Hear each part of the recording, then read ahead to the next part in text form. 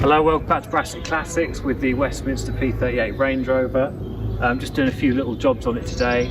I'm replacing the leak-off pipes from the injectors because they were leaking, but not in the way they're meant to, which was letting air into the system, making it a little bit difficult to start when it's cold.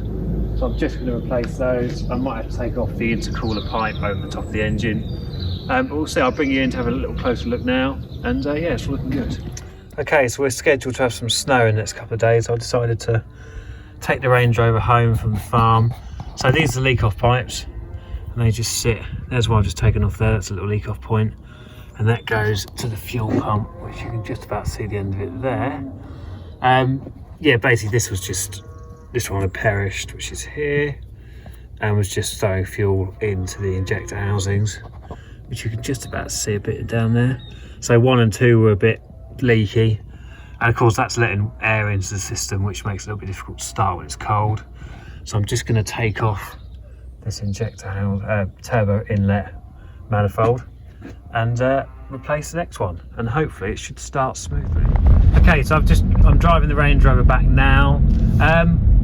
I've had a bit of an issue which maybe someone can help me with. So I'm on the motorway doing about 70 miles an hour. I put my foot down to accelerate a bit harder.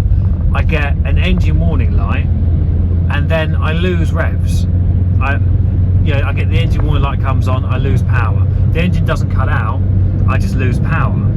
And then, 10 seconds later, maybe less, it comes back. And it's been fine ever since. And that's the second time it's done that. It did that when I first drove it home, and it's just done it on the way back now. So I'm guessing, is that something to do with air in the system maybe, or what? Any ideas? Like I say, the engine doesn't actually cut out. I just get an engine warning light, the revs drop, and basically the throttle is not responsive. Yeah, it's a bit of a weird one. I don't know if it's a pump issue, but like I say, it seems fine all the rest of the time. I can kick it down. It does seem to happen when I'm at about 70 miles an hour and I'm asking it to go a bit, to accelerate basically. So yeah, a bit of an odd one.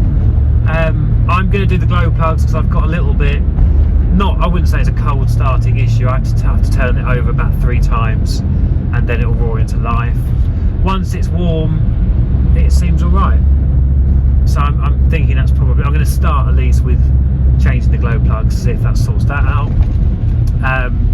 I've done the injector leak-off pipes, they're done. So yeah, like I said in the previous video, it was very cheap, this car. I'm £1,500 in, I'm on the road, I have 12 months MOT. So there are going to be little issues. Yeah, it's just a case of working your way through these little niggles. It's lovely to drive. I've actually got the stereo now. I've got an original stereo. On eBay they seem to be around £120. I managed to get, I bought one for £75, and on the picture there were 2, but I assumed I get 1, and I got 2, so I can't complain. Also, I've got this issue with, it was mentioned on one of the other, on the previous video, by someone mentioned about it. There's a fan. When I put the ignition on, a fan comes on and it stays on. So I'm not sure whether that's just a small issue, whether anyone knows about that. Apart from that, I'm driving, I'm warm. It's a nice place to be. Headlining, as you can see. If anyone's got any suggestions of anywhere in the Kent area, I'm based just outside Canterbury, so any ideas anywhere near here to get the headlining done, that would be great. But yeah, so far so good. I'm taking it home, as I said earlier, because we have snow imminently coming in. So yeah, let's see how that goes. I will take it out tomorrow if it does snow, see what it's like.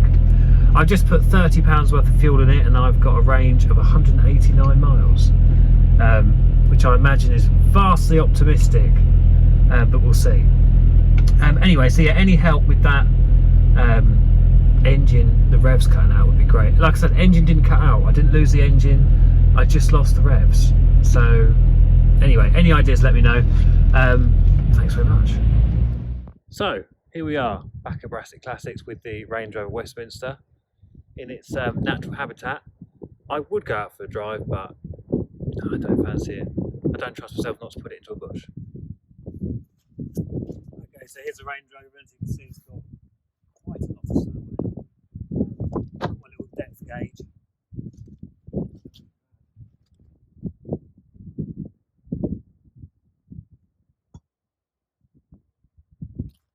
I'd say it's a good sort of 7-8 inches of snow on the bonnet.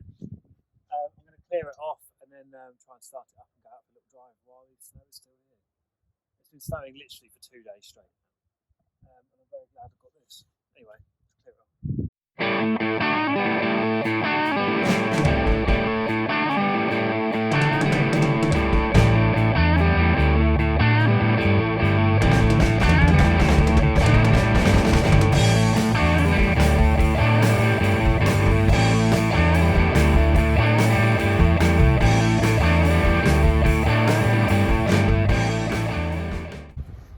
That's a lot of snow.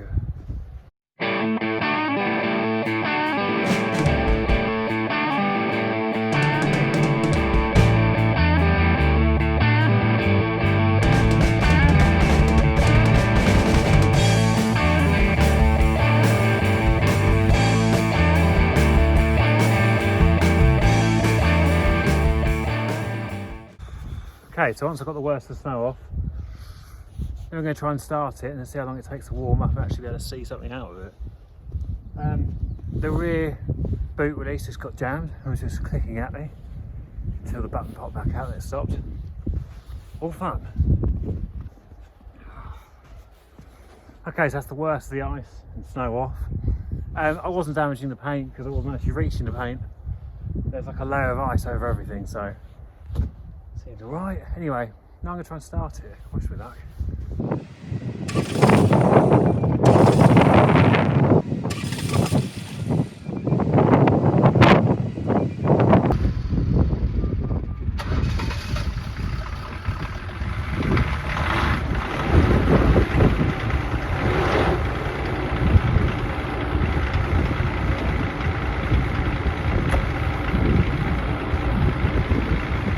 Okay, so after about, I don't know, 6-7 attempts, it would go. It's sort of a turn, run for 2 seconds, die.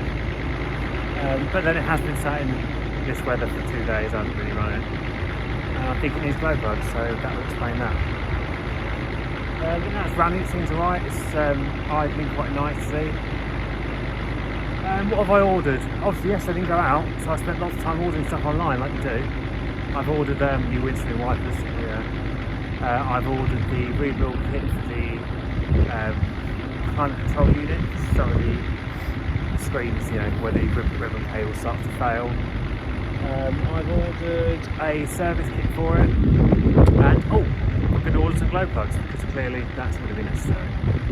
So I'm going to let it warm up a bit and then take it out, I guess. I will see if it starts when it's warm, just in case it's not glow plugs, for example. But yeah, so far, so good. Range Rover Westminster. Okay, so now sat in the Range Rover, I've had the program function on the climate control on, and that's cleared everything. It's brilliant, really, really good. I'm impressed with that. The car's now been turned on, running for about 10 minutes. So I'm hoping, even with a glow plug issue, there should be enough heat in this engine to just start it straight back up. It took 6-7 attempts earlier. So I think the glow plugs are probably just knackered. Anyway, let's turn it off and see what happens. Okay, it's off. Ignition on. I'm not getting a glow plug light, which hopefully means it's warm enough. Lovely, started straight up.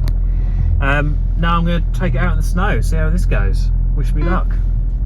Okay, so here we go. It's not terrible, it's not snowing anymore. And the Range Rover feels, as you'd hope, planted and big and four-wheel drivey and powerful and well capable of managing this. Fingers crossed it is just a glow plug issue. I think it is, just because it starts up straight away after that. So it just shows once it's warm it should be fine. Anyway, wish me luck. I'm going to go and have a little cruise around, need to get some shopping quickly, and then back home again to order some glow plugs. I think we're going to go Bosch, just because you do generally get what you pay for with these things, I guess. And I'm intending to keep the car. Okay, here we go.